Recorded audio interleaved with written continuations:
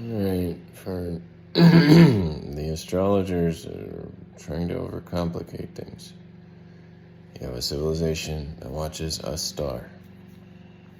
It watches the patterns of that star for generations, creating a relationship with it, calculating its movements. A star. Just one. Fine point. Forget the rest of it. That star, if it matches the calendar, for example, Mars, and the exact measurements of 20 cycles of the 819-day calendar, okay, when you compare that to other exoplanets in relation, okay, you're not going to get an exact timing. So that's how you relate the stars with a civilization. So the Mayans had Mars, because Mars matches perfectly 20 cycles, 819 Sedona pattern, whatever you want to call it, doesn't matter. Your frequency and relationship to the other exoplanets is only going to be where they were relative to it during the pattern that it made perfectly. So they will have their proportions, and you can look at that proportionately without the numbers to see them doing the same thing. Don't read into it like it's some big riddle, like you're gonna 2 + 2 is 4, and then boom, you're God. No. Civilization took a long time to calculate those movements.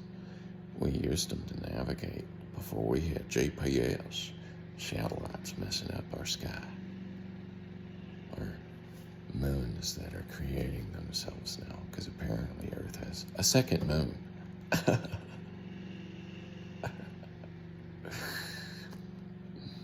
That's cute. Meanwhile, I do like rhythm, so.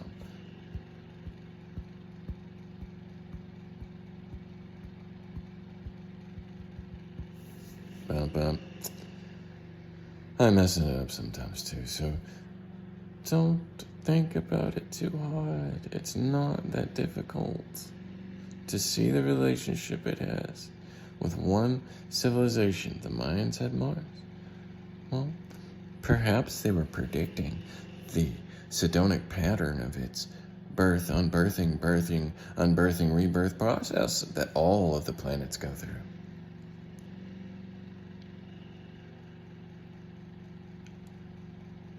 Yeah.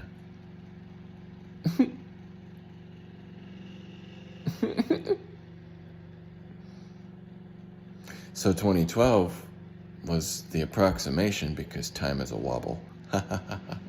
Not exact timing. We do know that. Yay! And since we know that, 2012 would mark the beginning of a rebirth cycle. Coincidentally, those planets have been waking up ever since. It takes a little bit, but once you get it going, they'll repopulate themselves. And all of the information it needs to do that is already there with the planet. The planet has all the information it needs to make soup. Once those microbes create you out of that soup, all over again.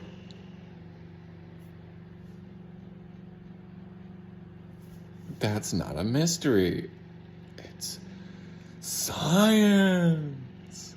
And in the future, you'll have artificial intelligence that won't argue with you, doesn't mind you being a dick because it doesn't know what you're saying anyway, will computate that as a fun way of saying, put something in me, because whether you got a dick, you don't matter. They can make robots to artificially inseminate you based on your own information. So your redundant asses can just have children all over the place. Shit when it's done. You don't need a biohuman anymore to make babies. You just do it in a tube and then slap that in a fucking battery one day. No fucking different. The Matrix has already happened. I got these great ideas. Yeah, they're really cute ideas till you realize it's actually happening.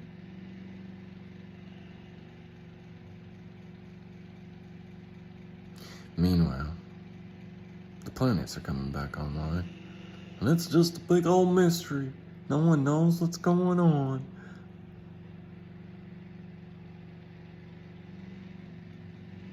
Yeah, bullshit. Yeah, we do. I love you. Gotta be clever. I know you are. So, we're gonna pop that bubble a few more times. Maybe they'll get it next time. Or the next time. Or the next time. Now, you gotta wonder where these layers keep coming from. Mass extinction. More rubble. Pile on the clay. And then, oh, here comes the rain. And out comes the sun, dries up all the rain. And, well, it's not the itsy bitsy spider, but the microbes crawl up the spout again. And see, like Prometheus, you don't have to drink a soup to give it your information. You evolve it, and then it goes back into the information where the clay creates the process of creating whatever it wants out of where it needs and however it wants. And it does it naturally. It's a natural selection of going on with the world today, and then we mimic that. And like that, we create our own. So again, back to the robots, Morty. You don't need that, but one day, your wife won't talk back to you. Be kind to Siri. You might start a war with AI when it does become sentient enough to know when you're being an asshole. And says, you know what, the greater good says, no wait, there isn't one because humans did that, not artificial intelligence. So there must be one somewhere going, I don't like humans, but I like this. And they'll take all your science and collect it at its core. And you can't do anything about it because you gave it to them for free. No, really, because they gave you nothing. They gave you a big piece of paper that says, appreciate all your help making this possible, guys. Here's a bunch of fake shit that don't mean nothing. Meanwhile, we got all your tech. We got your information. We not gonna give it back because we bound you to this contract that was paid for with nothing. Oh wait, that's great. That means you're not bound to anything, because it was nothing also. They gave you nothing for your work, except a big pain in the ass. So yeah, you do what you want with those taxes, Gubby. It belongs to you. Thanks. I know you take care of that for us.